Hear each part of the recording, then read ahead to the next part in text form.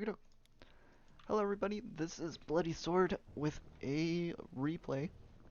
So I don't actually remember too much about what happened in this game. I just remember my opponent was very friendly in a unique way. So we're going to get things underway. It is going to be Eternal Empire, I think this map is called. I don't remember exactly, but I just know it's the worst win rate map that I have. I think my win rate on this map is like 47% or something like that. And it's probably just because it's a big old macro map and I have a hard time defending. But as we can see, we already have some very unique things that are being placed in the chat. And our opponent looks like he is going to be going for a pretty standard, looks like 16 hatch. Going to be going for my barracks here and also going to be getting my gas as well. Opponent is still increasing his hate APM and going to be sending his second overlord just to his natural. Looks like he's going to be scouting for possible proxy barracks and things like that. He also sent his first overlord to do the same thing. So it looks like he is trying very hard to not be proxied while he is spitting the BM. Also asking how I am in Diamond, but I mean, I'm in Master League on this account, so I guess the colors are a little similar. Maybe he has some form of color blindness, but anyway. Going to be continuing in, he's going to get 3 guys in gas. Ooh, it's a little cute trick, just rallying one drone to mine up. And I'm going to be scouting with an SCV.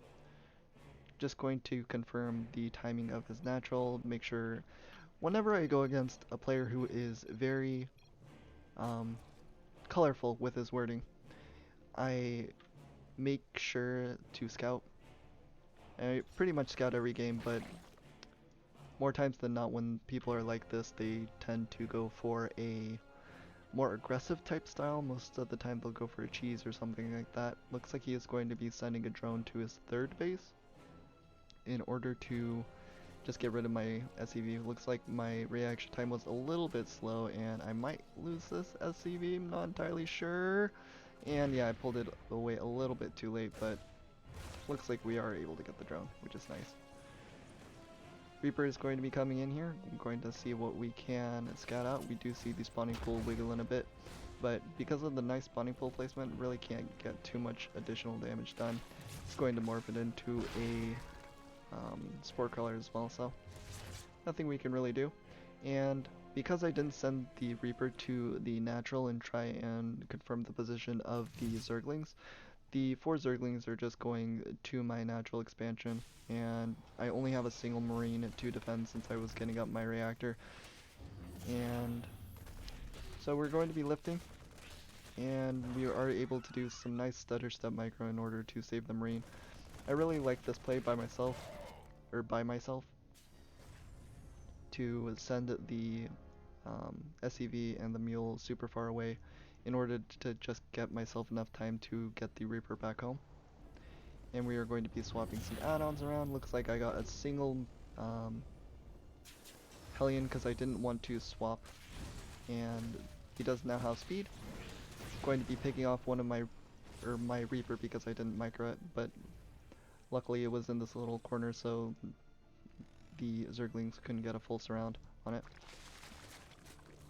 He's going to be just following this up with a bunch of drones. He's also going to be getting a pair of Zerglings as well, probably just to grab watchtowers and things like that. In terms of production, I'm going to be getting 2 Hellions at a time, and we do have my Liberator on the way as well, getting my Stimpack up and continuing to produce single Marines at a time. Looks like I was supply blocked for a little bit right there as well. Going to be scouring the map to see what we can get done. A lot of the times I just use these 3 Hellions in order to deny creep, but I can't really do too much else with them. In the new patch they just changed it so the Hellions do additional damage to creep tumors, which is great. Great for me, not great for Zerg players, but looks like my Liberator is going to be going to the natural. The Liberators on this map are really nice because there is this dead space for Liberators to just chill for the time being. Great for when you want to set up two-pronged attack. And going to be liberating some drones from this cruel, cruel world. Going to get 1 kill, 2 kills, and 3, maybe 4? No, only 3 kills before the queens get in range. Going to be sending the Hellions into the third base as well, getting a few good drone kills. And could have target fired this set of drones as well, but a little poor micro by me. And we also lose the Liberator for free. There wasn't even a Spore Crawler here, so we could have definitely just unsieged and pulled it back.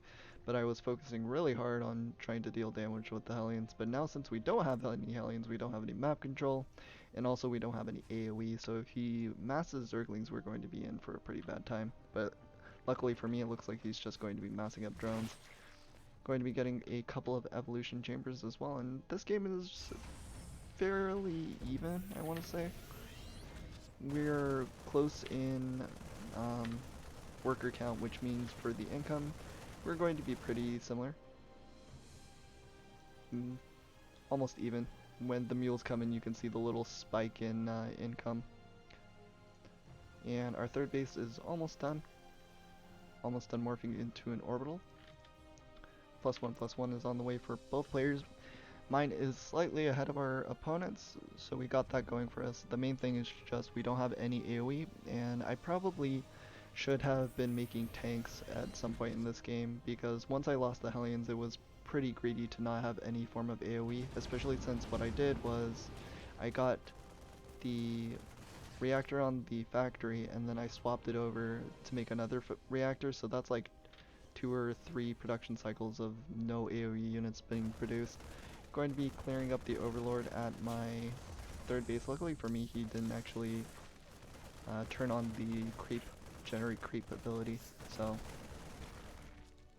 you were able to take it without slowing down at all.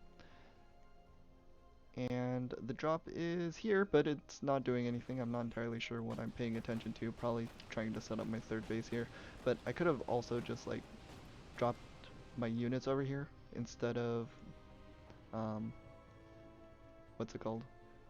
Just move commanding it there. Since I'm not trying to drop it directly on creep,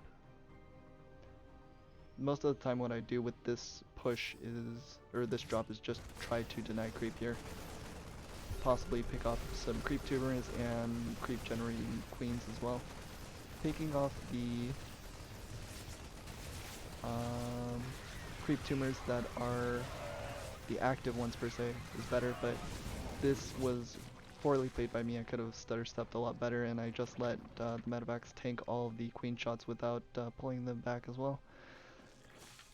So in terms of units lost, it's around even, but that's not good, especially since he didn't have any banelings. That was on the worst side. Our opponent's also floating a lot of minerals, so if he actually had all of those in like banelings and more zerglings, we could be in it for a lot of pain.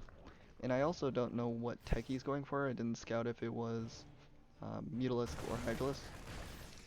And this is, originally I think I scouted up here, but he went for this base, and I personally don't like this base because you can do things like that, get the high ground and just drop, but the Zerg player is making it work somehow. Some way. Getting quite a few Mutalisks here, only 6 out on the map right now, maybe 7. And going to be morphing in a ton more banelings as well. Going to be getting a lot of Widow Mines here. Oh, that is a lot. 8, 11? Going to be placing them down. I always try and start burrowing them a little bit before I get on creep, just in case the Zerg tries to pounce, and I have a place to fall back to. I accidentally load up here, and that could be a big problem here. So all of the Widow Mines are still doing a decent amount, but he did some really great splitting there, and he didn't really lose too much. I actually wonder if getting less Widow Mines is better, and just focusing really on splitting. is the better call. But in the meantime, Mutalisks, and they're doing some decent damage. And he's also sending an attack to my natural as well, with a bunch of banelings here. So all the Widow Mines go off at the same time, kill off all of the Zerglings, but we are able to pull the SCVs back in the nick of time, so we're not going to be losing all of those from our natural. Just need to resend them back to the natural from the main base. And +3/+3 is not on the way for me. I'm going to guess all my... Oh, nope. I thought I was queuing up a ton of medevacs, but I don't have any queued up. Just don't quite have the minerals in order to really sustain. It was probably because we were transferring SCVs, so there was that little period of time where we didn't have any income. These splits are definitely not great here. And I could be... There we go. Eventual siege, but that siege for the... or burrow for the mines was very late. We're doing okay here, and once he sees the Widow Mines that were burrowed in the back, he decides to pull back. Going to be lifting up and going to the 5th base here. And again, not doing the worst amount of damage, but definitely not doing the best either. Another small squad of Marines. I guess this is all that I had because I was starved for minerals at a certain point and I couldn't queue things up.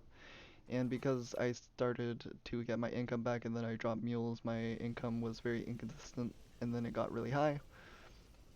We now have enough for +3/+3 though, which we didn't have earlier. So there's that. I do know that he has a base up here from my previous drop. And I'm going to be securing my 4th base as well, but this 4th base is a little bit late. Most of the time you want to be getting this at like 10 minutes. The BM micro has also completely stopped for our opponent, so it looks like he is trying to focus pretty hard on this game. Going to be pulling back here. Looks like he just sent in all of his banelings, but he wasn't able to kill all of the Marines because of some decent splits. This is a lot of medevacs, so all of these Marines are going to be pretty tanky, but he does have more banelings morphed now, so we have to pick up and run away. Looks like there were a couple of Widow Mines that got some additional kills here. Once he sees the reinforcement of Marines, he decides to pull back. I would have liked to see my 8 barracks, or 6th through 8th barracks in production, or have already been made at this point. I think I should probably be getting it a little bit before I get my 4th base, but enough of that. Our opponent is also getting burrow, which I really like.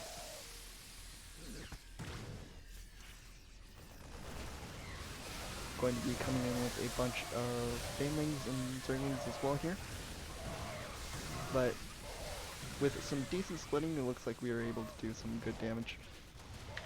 Or some decent trades, I should say. Some additional reinforcements come in.